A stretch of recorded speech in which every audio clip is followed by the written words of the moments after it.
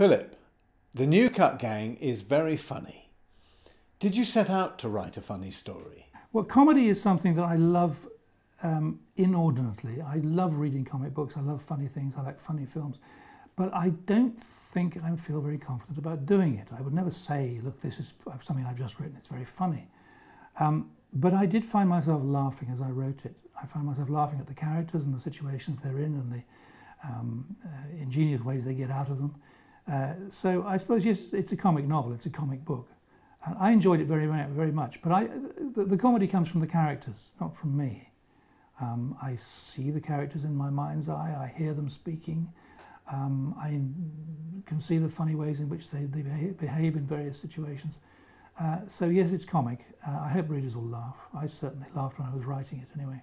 What interests you about this period? What is it that makes the period such fertile ground for stories? It's a question of where you find your imagination taking root and flourishing, for me anyway. My imagination has always taken root and flourished in late Victorian London. It's such a fascinating setting, there's so many things going on. It's also interesting because it's at the cusp of the modern age. Also exciting modern things like telephones are coming in. And seeing how the characters use these and how they affect the story is also fun.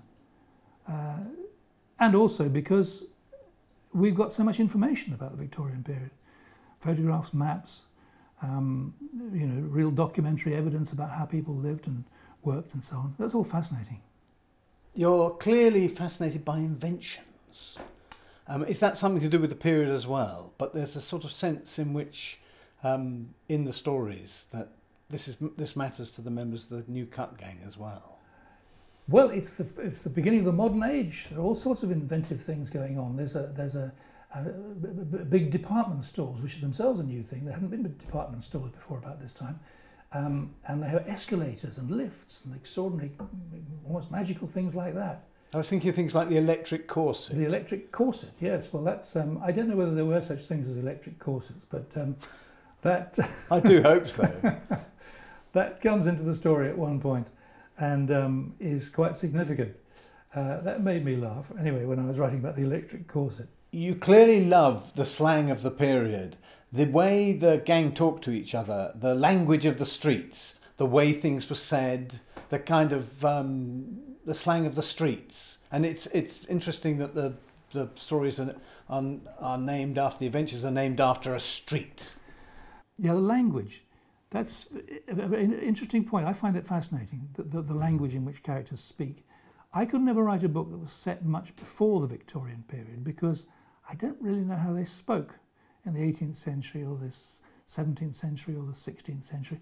The further back you go, the more unlike modern English it is. But in late Victorian times, about 120 years ago, we can still get a sort of smattering of how people really spoke because of the slang that they had then, and which you can look up in wonderful books like Eric Partridge's Dictionary of Slang, which was by my side all the time I was writing these books.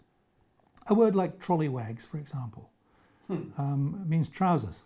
And why they call them trollywags, I don't know, but it's a lovely word. I couldn't resist putting it in. And I have a little boy saying, "Mummy, what are trollywags?" when he overhears somebody referring to trollywags. So we have it explained as well. So the language is very important. Like pictures, like maps, the language of the time is something that was a constant inspiration and a joy to me while I was writing the stories. And there are reference books, you can look it up. We don't know exactly how people sounded because there were no sound recordings then, but we can make a guess. London accents haven't changed very much, I suppose, since the end of the 19th century. So it's all still available. I feel we can hear the voices of the gang as we read the books, and I think that's one of the things that makes us feel there and part of them. And I wanted to ask you, did you ever belong to a gang like the New Cut Gang when you were a boy? I never did belong to a gang because my family moved about so much. I was never in one place for more than 18 months or so. So I never had the chance to put down roots and in one place, as these children have in their street in South London.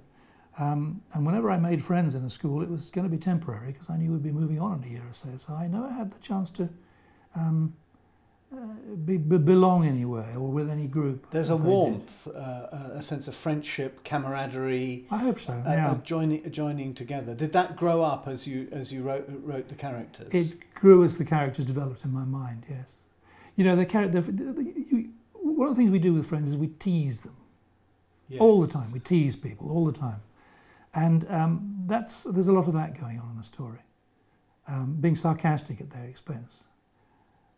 Not unpleasantly at all, but just letting them know that we got their measure and we can pull their leg if we want to. That's something I treasure very much, and I enjoyed having the characters talking to each other like that. I think I can safely say that when reading The New Cut Gang, you feel part of it. It's a wonderful invention, and I'd like to thank you very much for answering the questions today. Thank you, Philip Pullman.